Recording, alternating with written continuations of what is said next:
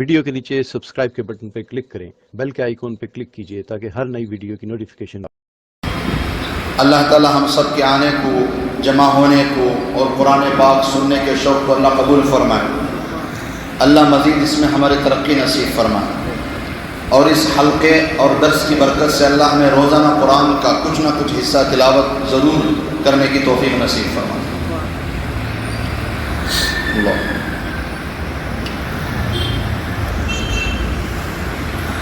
امریکہ کی رہنے والی ایک خاتون جو سیاہ فام تھیں، ایک کتاب ہے ہم کیوں مسلمان ہوئے۔ کتاب کا نام کیا ہے؟ ہم کیوں مسلمان ہوئے۔ تو اس کتاب کی یہ باتیں ہیں۔ دنیا بھر کے اندر بہت سارے لوگ اللہ کے کرم سے مشرف با اسلام ہوتے ہیں، اسلام کے اندر آتے ہیں۔ ان کے آنے کی کوئی نہ کوئی ایک وجہ ہوتی ہے۔ تو امریکہ کی ایک خاتون کے بارے میں اس کتاب میں لکھا ہے، جن کا نام بعد میں اسلام لانے کے بعد رکھا گیا آمینہ۔ تو یہ محترمہ آمینہ فرماتی ہیں کہ جب مجھے اپنے خود کے مذہب پر یقین نہ رہا، وہ پہلے عیسائی تھی شاید، تو پھر میرے دل میں خیال آیا کہ کیوں نہ میں قرآن پاک کا مطالعہ کروں۔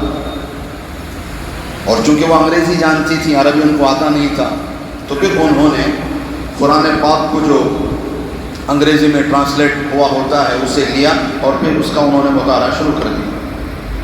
تو وہ خود فرماتے ہیں میں پڑھتی چلی گئی یہاں تک کہ قرآن کا ترجمہ، حالانکہ ابھی انہوں نے قرآن نہیں پڑھا، وہ صرف قرآن کا ٹرانسلیٹ تھا، ترجمہ تھا۔ تو ترجمہ پڑھنے کی وجہ سے مجھے اتنا اثر ہوا اور اتنا میرے دل کے اندر اسلام داخل ہوتا چلا گیا، جس کی وجہ سے ہمارے لیے خاندان میں ایک اور میرا بھائی یوسف، وہ بھی نو مسلم تھا، تو اس کے پاس میں گئی اور اسلام سیکھا اور کلمہ پڑھ کر اسلام کے اندر میں داخل ہوا۔ کوئی بیان انہوں نے کسی کا نہیں سنا، کسی مجلس میں وہ نہیں بیٹھی، کسی عالم کا یوٹیوب کے اندر انہوں نے بیان نہیں سنا۔ شوق اللہ نے ڈالا ہے دل میں، تو پھر انہوں نے صرف قرآن پڑھا ہے، صحیح کتاب کا انتخاب کیا، اور قرآن نے اتنا اثر ڈالا کہ وہ صرف قرآن پڑھ کر اسلام کے اندر آ گئے۔ سبحان اللہ۔ قرآن گواہ ہے معجزوں کا، تم اللہ سے کیوں مایوس ہو جاتے ہو؟ قرآن گواہ ہے کس کا؟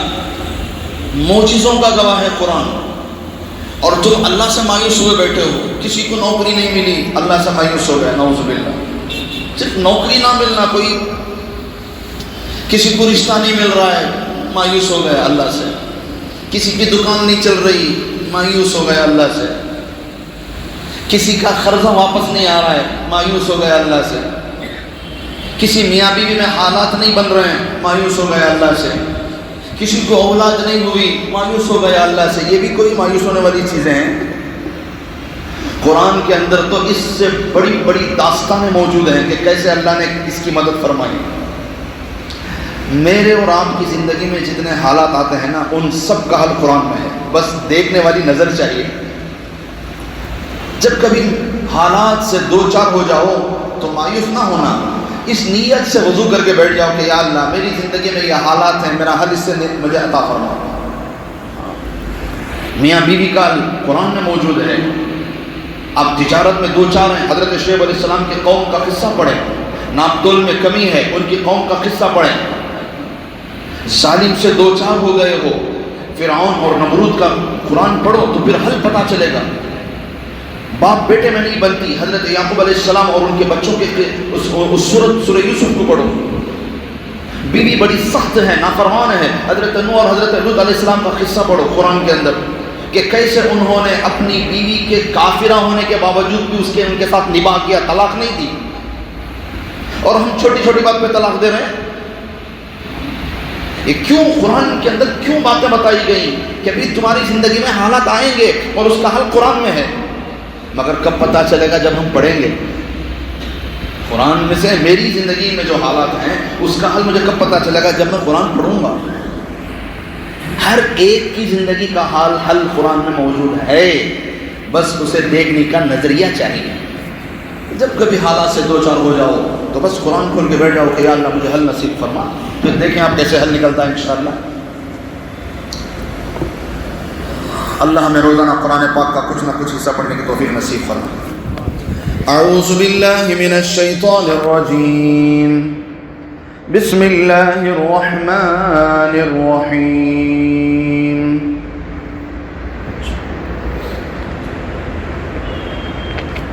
فبما رحمة من الله لنت لهم ولو كنت فظا غليظ القلب لانفضوا من حولك فاعف عنهم واستغفر لهم وشاورهم في الأمر فإذا عزمت فتوكل على الله إن الله يحب المتوكلين۔ صدق اللہ العظیم۔ ترجمہ، اللہ تبارک و تعالیٰ کا مبارک اور مقدس اور پاکیزہ ارشاد ہے، اللہ پاک فرماتے ہیں بعد اس کے خدا ہی کی رحمت کے سبب آپ ان کے ساتھ نرم رہے، اور اگر آپ تند خو سخت طبیعت ہوتے تو یہ آپ کے پاس سے سب منتشر ہو جاتے، سو آپ ان کو معاف کر دیجئے اور آپ ان کے لیے استغفار کر دیجئے اور ان سے خاص خاص باتوں میں مشورہ لیتے رہا کیجئے۔ پھر جب آپ رائے پختہ کر لیں تو خدائے تعالیٰ پر اعتماد کیجئے، بے شک اللہ تعالیٰ ایسے اعتماد کرنے والوں سے محبت کرنے والے ہیں۔ صدق اللہ العظیم۔ سورہ آل عمران کی یہ آیت نمبر 150 پر 9 ہے۔ اس آیت کا خلاصہ یہ ہے کہ اے پیارے نبی صلی اللہ علیہ وسلم، اللہ نے آپ کو نرم مزاج بنایا ہے۔ کس نے بنایا ہے؟ اللہ نے آپ کو نرم مزاج بنایا ہے، جس کی آپ کو اگر اللہ سخت بناتے تو پھر یہ حضرات صحابہ آپ کے اطراف میں جمع نہ ہوتے۔ لہٰذا جو غلطیاں جنگ احد میں ان سے ہو گئیں اللہ نے تو معاف کر دیا، آپ بھی ان کو معاف کر دیجئے۔ سبحان اللہ۔ صرف معاف نہیں کیجئے، بالکل دل سے ان کی غلطی کو مٹا دیجئے۔ فاعف عنہم، کھڈا کھود کو چیز رکھو، مجھ ڈالنا، مٹی ڈالا لو، ہمیں بولتی نہیں ڈالوا مٹی ڈالوا، گزرے ہوئے باتوں کو مٹی ڈال کر دی، وہ یہ مطلب فاعف عنہم، بالکل ختم کرو اسے۔ پھر اللہ کا بات واستغفر لہم، ان کے واسطے استغفار بھی کرو۔ پھر آگے اللہ کیا بول رہے ہیں؟ وشاورہم فی الامر، ان سے مشورہ بھی کرتے رہو جو اہم امور ہیں۔ ایسا نہ ہو کہ جنگ احد تو کیا ہوا تھا مسئلہ، رائے دو تھی نا، ایک شہر میں رہ کر لڑنے کی اور ایک شہر سے نکل کر باہر لڑنے کی۔ تو آپ صلی اللہ علیہ وسلم کی رائے تو اندر رہ کر جنگ کی تھی، مگر حضرات صحابہ کا جوش دیکھ کر باہر نکلنا پڑا۔ تو پھر اللہ فرما رہے ہیں ایسا نہیں کہ یہ آخری ہو جائے، آئندہ بھی مشورہ کرتے رہا کیجیے۔ اچھا، جب رائے لے لیں آپ تو پھر آپ اپنی رائے پر فیصلہ کیجیے۔ فَإِذَا عَزَمْتَ، جو آپ کو مناسب لگے آپ اس پر فیصلہ کریں۔ فَتَوَكَّلْ عَلَى اللَّهِ، اب اللہ پر بھروسہ کر لیجیے۔ ان اللہ یحب المتوکلین، کہ بے شک اللہ تعالیٰ اب اللہ پر بھروسہ کرنے والوں کو پسند کرتے ہیں۔ یہ آیت کا خلاصہ ہے۔ 2-3 عنوانات ہیں، اسے تفصیل سے سمجھنے کی کوشش کریں گے انشاءاللہ۔ پہلا عنوان تو یہ ہے میرے عزیزوں، جیسے پچھلی آیتوں میں ذکر آیا کہ کافروں کی طرح نہ ہو جانا۔ اے میرے بندوں، اے میرے نبی کے صحابہ، کس کی طرح نہ ہو جانا؟ کافروں کی طرح۔ کس چیز میں؟ باتوں میں، عقائد میں، اعمال میں، اعتقاداً، کسی بھی چیز میں کافروں کی طرح مت ہو جانا۔ کافروں کی اور منافقوں کی باتیں تو یہی ہیں کہ اگر ہم مدینے میں ہوتے تو نہیں مارے جاتے، ہم باہر نکل کر جنگ لڑے اس لیے مارے گئے۔ یہ ان کی باتیں ہیں، کس کی؟ منافقوں کی باتیں ہیں، یہ کافروں کی باتیں ہیں۔ لہٰذا اے میرے بندوں، اے میرے پیارے نبی کے پیارے صحابہ، تم ان کی باتوں میں آ کر ان جیسے کلمات اپنی زبان سے نہ ادا کرنا، ان کی تشبیہ نہ کرنا، کیوں کہ اگر تم بھی ان جیسی بات کرو گے، من تشبہ بقوم فہو منہم، اگر تم ان کی مشابہت کرو گے، تم ان جیسے بولو گے، اگر تم ان کے نقش قدم پر چلو گے تو پھر کل قیامت میں تم بھی ان کے ساتھ کھڑے رہو گے۔ من تشبہ بقوم فہو من، یہ تشبہ اعمال میں ہو یا باتوں میں، دونوں اللہ کو پسند نہیں کہ ایک مسلمان کافر کہ نقش قدم پر چلے، ایک مسلمان کافر کی تشبیہ اختیار کرے، ایک مسلمان ایک کافر کے مماثل بنے، ایک مسلمان کافر جیسا زندگی گزارے، یہ اللہ کو پسند نہیں۔ بھئی تم نمونہ ہو، تم کلمہ پڑھنے والے نمونہ ہو، کافروں کو چاہیے کہ تمہیں دیکھ کر اپنی زندگی بنائیں۔ اگر تم نے الٹا قدم اٹھا کر ان جیسے تم بن گئے تو پھر فائدہ کیا؟ پھر تو حضرات صحابہ کو یہ سمجھایا جا رہا ہے کہ اے میرے صحابہ، ان جیسے نہ ہو جانا، ان کی تشبیہ نہ کرنا، ان جیسے نہ بن جاؤ، ورنہ اگر تم کافروں جیسے ہو گئے تو کل قیامت میں پھر ان جیسے بن کر کھڑے رہو، کیونکہ آپ صلی اللہ علیہ وسلم کا فرمان ہے من تشبہ بقوم فہو من، جو جس جیسا دنیا میں زندگی گزارے گا کل قیامت میں اس کے ساتھ کھڑا ہوگا۔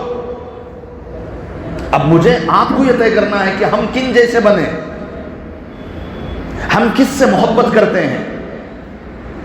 اگر ہمیں نبی سے محبت ہے تو نبی جیسا بن کر دکھاؤ تاکہ کل قیامت میں نبی کے ساتھ کھڑے ہو سکیں۔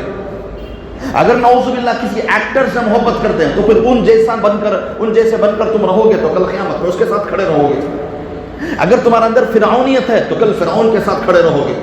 اگر تمہارے اندر شدادیت ہے تو بھائی شداد کے ساتھ کھڑے رہو گے۔ اگر تم دنیا میں کسی اور کو نمونہ بنا رہے ہو، دولت مند انسان کو، کرکٹر کو، ایکٹر کو، کسی بھی بزنس مین کو اگر تم آئیڈیل بنا کر چل رہے تو کل قیامت میں تم اس کے ساتھ کھڑے رہو۔ تشبیہ اللہ کو پسند نہیں ہے، تم خود ایک مثال بنو تاکہ دوسرے تمہیں دیکھ کر اسلام کے اندر آئیں۔ اس لیے میرے عزیزوں، جو جس کی مشابہت اختیار کرتا ہے بس اس پر احکام بھی اسی جیسے نافذ ہوتے ہیں۔ ایک ہمارے جو سلسلہ ہے نا دارالعلوم دیوبند کا حدیثوں کا سلسلہ جو آپ صلی اللہ علیہ وسلم تک جاتا ہے، اس میں ایک بزرگ گزرے ہیں، وہ کچھ بیٹھے مطالعہ کر رہے تھے یا کچھ حدیث وغیرہ لکھ رہے تھے رات کے اندھیرے میں، تو اچانک ان کے کمرے میں ایک سانپ آیا۔ تو حضرت نے جب سانپ دیکھا تو فوراً انہوں نے اٹھ کر اسے مار دیا۔ زہریلی چیز ہے، مارنے کی اجازت ہے شریعت کے اندر۔ ایک محدث ہیں، حدیث لکھ رہے ہیں، پڑھ رہے ہیں، فوراً ان کے کمرے میں سانپ آیا تو حضرت نے کیا کر دیا؟ اسے سانپ کو مار دیا، تو مار کر اسے پھینک دیا، پھر اپنے کام میں لگ گئے۔ تھوڑی دیر کے بعد بالکل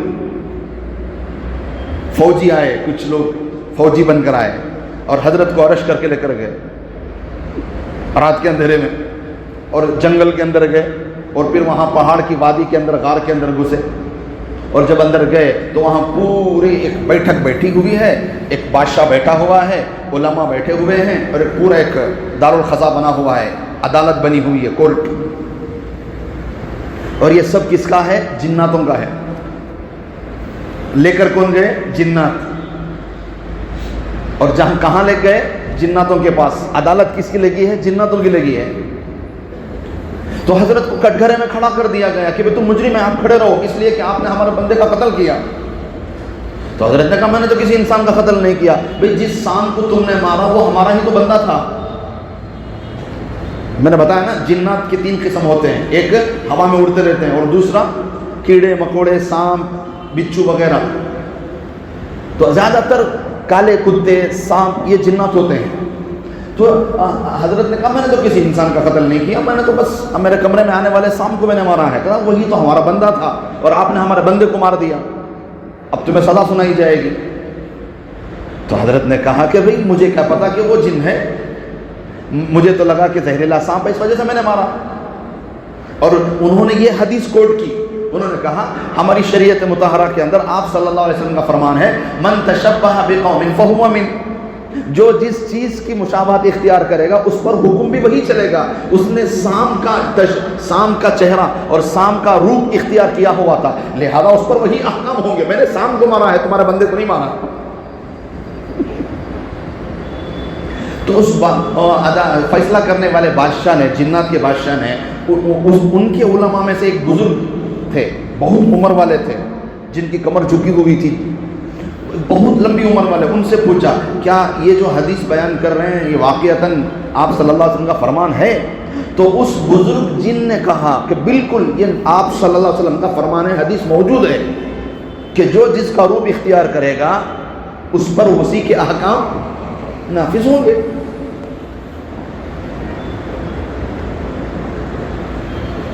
تو پھر فیصلہ ہو گیا کہ بھئی یہ کوئی گناہ گار نہیں ہے، اس لیے کہ انہوں نے سانپ کو مارا ہے، اور ان کو کیا پتا کہ سانپ نہیں بلکہ جن ہے.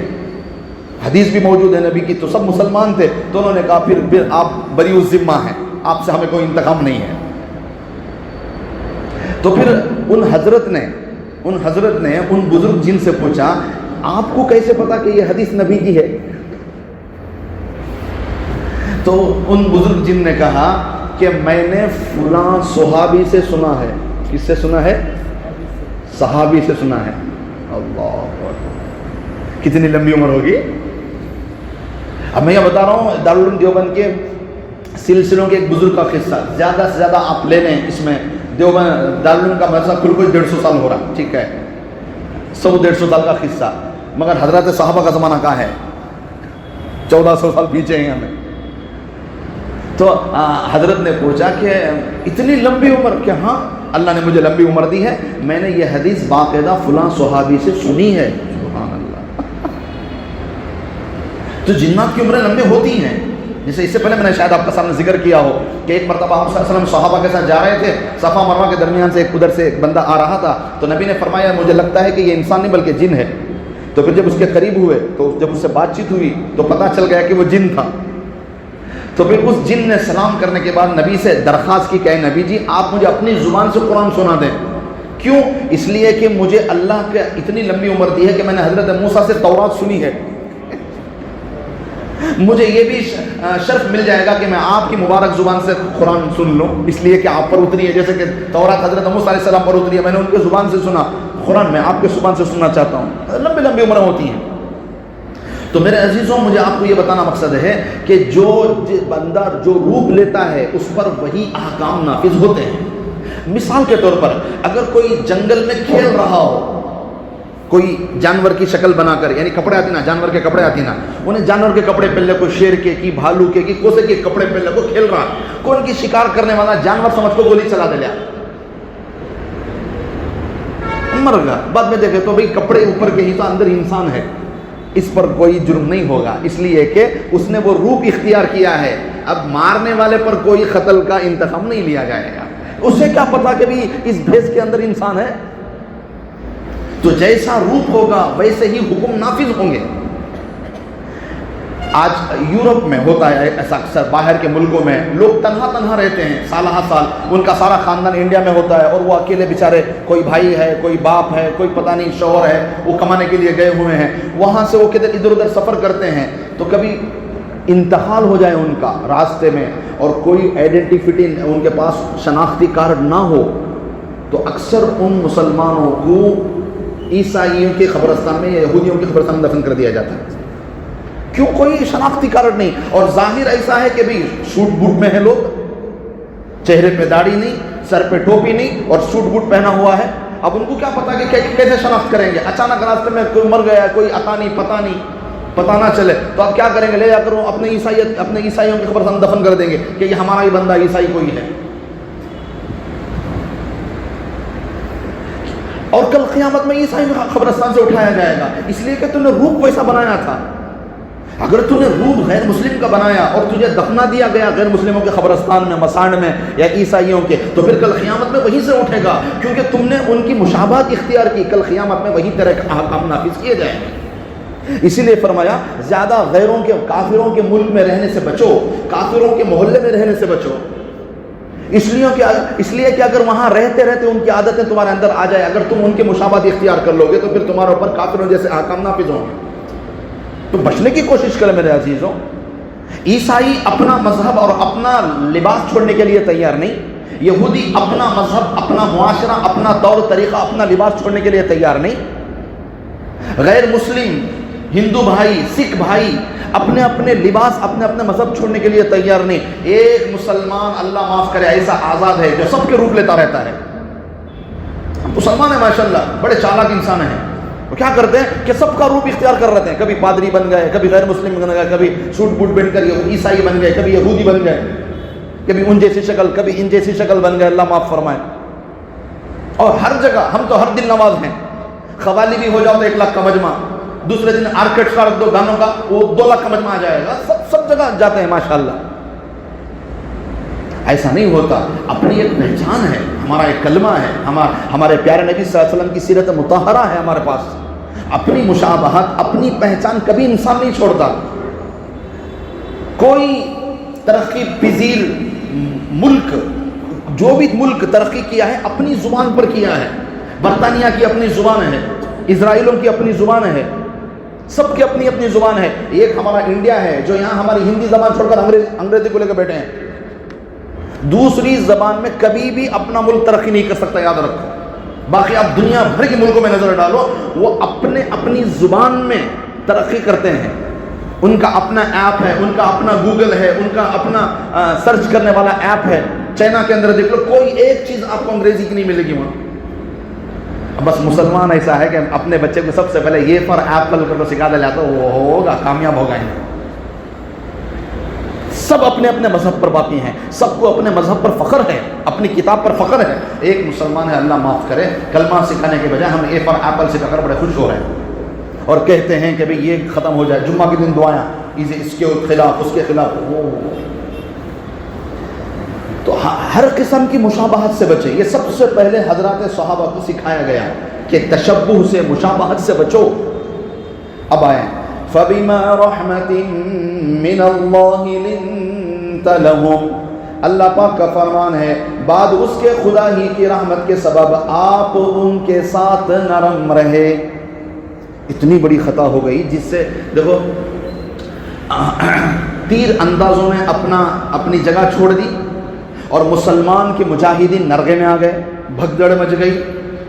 دشمن اتنا قریب آ گیا، صرف ہمارے پیارے نبی صلی اللہ علیہ وسلم اور کچھ جانباز صحابہ میدان میں رہے، باقی سب بھاگ گئے. اور دشمن اتنا قریب آ گیا کہ ایک شیطان نما انسان نے پتھر لے کر ہمارا نبی پر حملہ کر دیا اور ہمارے پیارے نبی کے پیارے چہرے پر چوٹ آئی. تو اتنی بڑی خطائیں اور غلطی ہوئی اور اتنا بڑا نقصان ہوا. اللہ کیا فرما رہے ہیں کہ اے نبی جی ہم نے معاف کر دیا ہے، آپ بھی اپنی نرمیت دکھائیں، اس لیے کہ ہم نے آپ کو نرم بنایا ہے. فَبِمَا رَحْمَةٍ مِّنَ اللَّهِ لِنْتَ لَهُمْ. کہ اے نبی جی ہم نے آپ کو نرم بنایا ہے. اب آپ نرمی دکھائیں ان کے ساتھ کہ اللہ کو، اللہ کے نبی کو نرمیت پسند ہے، نرم خو ہونا پسند ہے. انتقام، دشمنی، سختی، لڑائی، جھگڑا، گالم گلوچ، نفرت، غصہ، عداوت، شقاوت اللہ کو نہیں پسند. اللہ کیا فرما رہے ہیں؟ ہم نے معاف کر دیا، اس لیے کہ ان کے دل صاف ہیں. ظاہر میں ان سے خطا ہو گئی ہے مگر ان کے دل صاف ہیں. کہ نبی جی میں نے تو معاف کر دیا، تم بھی آپ بھی معاف کر دیں. سبحان اللہ، اللہ خود سفارش کر رہے ہیں. فَبِمَا رَحْمَةٍ، یہ اللہ کی رحمت ہے. کیا رحمت ہے؟ لِنْتَ لَهُمْ، کہ اللہ نے آپ کو نرم بنایا ہے ان کے لیے، آپ لہذا ان کے ساتھ نرمی کریں. آپ وَلَوْ كُنْتَ فَظًّا غَلِيظَ الْقَلْبِ لَانفَضُّوا مِنْ حَوْلِكَ. اگر ہم آپ کو سخت بناتے تو پھر آپ کے اطراف یا صحابہ کبھی نہ ہوتے، بھاگ جاتے. لہٰذا یہ اصول نکلا کہ حضرات انبیاء کے بہترین اخلاق یہ ہیں کہ وہ ہمیشہ اپنی امت کے ساتھ 70 ماؤں سے زیادہ محبت دکھاتے ہیں. کچھ بھی کر لے امت، مار دے، شہر سے نکال دے، پتھر برسا دے، نبی کو جھٹلا دے، نعوذ باللہ، نبی کو پاگل کہیں. حضرت نوح علیہ السلام کے بارے میں قرآن کہتا ہے ان کی قوم نے انہیں پاگل کہہ دیا، گمراہ کہہ دیا. حضرت شعیب علیہ السلام کو ان کی قوم کیا کہہ رہی ہے؟ حضرت صالح علیہ السلام کو ان کی قوم کیا کہہ رہی ہے؟ سارے انبیاء کو کیسے ان کی امتوں نے ستایا، مگر حضرات انبیاء کے اخلاق دیکھیں. سبحان اللہ. حضرت یوسف علیہ السلام کو ان کے بھائیوں نے ستایا، پھر زلیخا کی وجہ سے فتنے میں پڑ گئے اور کئی سال جیل میں رہنا پڑا. سبحان اللہ. جب حالات سازگار ہو گئے، اللہ نے حضرت یوسف کو تخت عطا فرمایا اور جب حضرت تخت پر بیٹھے اور اللہ نے ساری فیملی کو اکٹھا کر دیا. باپ حضرت یعقوب علیہ السلام بھی ساتھ میں رہنے لگے، 11 بھائی بھی ساتھ میں رہنے لگے، سارے فیملی والے ساتھ میں رہنے لگے. تو اس وقت حضرت یوسف علیہ السلام نے والد محترم سے کہا کہ اے ابا جان، اللہ نے میرا خواب سچ کر دکھایا. میں نے خواب دیکھا تھا کہ 11 چیزیں میرے سامنے کیا کر رہے ہیں، 11 ستارے میرے سامنے سجدہ کر رہے ہیں، اور 12واں 13واں بھی سجدہ کر رہا ہے. اور آپ نے کہا تھا کہ ایک دن خواب سچا ہوگا. آج اللہ نے میرا خواب سچا کر دیا. 11 بھائی بھی ساتھ ہیں اور میرے ماں باپ دونوں میرے ساتھ ہیں. تو حضرت یعقوب علیہ السلام نے اپنے فرزند ارجمن سے پوچھا کہ اے میرے بیٹے، مجھے بتاؤ تو صحیح تمہاری داستان کیا ہے. تم مجھ سے جو جدا ہو گئے، تم مجھے بتاؤ کہ تمہاری داستان کیا ہے، تم پر کیا کیا گزری، تم کن کن حالات سے گزر کر یہاں پہنچے ہو. تو حضرت یوسف علیہ السلام نے جو قصہ شروع کیا وہ کہاں سے شروع کیا؟ حضرت یوسف علیہ السلام نے قصہ شروع کیا اذ اخرجنی من السجن. اے ابا جان، جب میں جیل سے باہر نکلا. کہاں سے شروع کر رہی؟ جب میں جیل سے باہر نکلا. بھائیوں کا سارا واقعہ حذف کر دیا. حضرت زلیخا کے محل میں جو حالات پیش آئے سب حذف کر دیا. اور بات کہاں سے شروع کر رہے ہیں؟ اذ اخرجنی من السجن. جب اللہ نے مجھے جیل سے نکالا، یہاں سے داستان شروع کر رہے ہیں. اللہ اکبر اللہ. کیا انبیاء کے اخلاق ہیں. باپ کو نہیں بتایا کہ بھائیوں نے کیا ظلم کیا، کنویں میں ڈالے، مارنے کی کوشش کی، پھر وہاں سے قافلے والوں کے ہاتھ لگے، غلام بنا کر بیچے گئے، محل میں غلام بن کر کام کرتے رہے. پھر حضرت زلیخا کا فتنہ سامنے آیا. یہ ساری چیزیں اڑا دی. کیوں؟ تاکہ بھائی ذلیل نہ ہو باپ کے سامنے. اور حضرت زلیخا کا قصہ کیوں حذف کر دیا، محل کی حالت کیوں حذف کر دیا؟ اس لیے کہ ان پر حضرت کا احسان، اور ان لوگوں کا احسان تھا حضرت پر کہ انہوں نے حضرت کو ٹھکانہ کھانا سب دیا تھا. تو ان کی برائی کیسے کر دے؟ اذ اخرجنی من السجن. سبحان. یہ انبیاء کے اخلاق ہیں. یہ انبیاء کے اخلاق ہیں. اللہ. رسول کو، داعی کو نرم ہونا چاہیے، کیونکہ سخت دائیوں کے پاس کبھی مجمع نہیں بیٹھتا.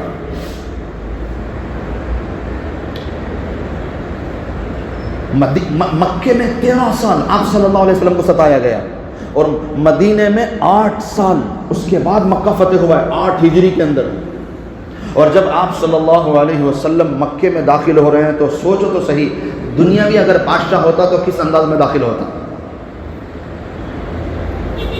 13 سال جن کو ستایا گیا مکے میں. ستانا کوئی معمولی ستانا نہیں ہے. ایسا ستانا کہ نماز کی حالت میں اون کی اوجڑی بوٹی لاکھوں ڈالتے تھے، گندگی اون کی. نعوذ باللہ پیارے نبی کے چہرے پر تھوک دیا گیا. مینا کے میدانوں میں، خیموں کے اندر مٹی اٹھا کر سر پہ ڈال دی گئی. نبی کو جھوٹا کہا گیا، ساحر کہا گیا، کیا کیا نہیں کہا گیا نبی کو.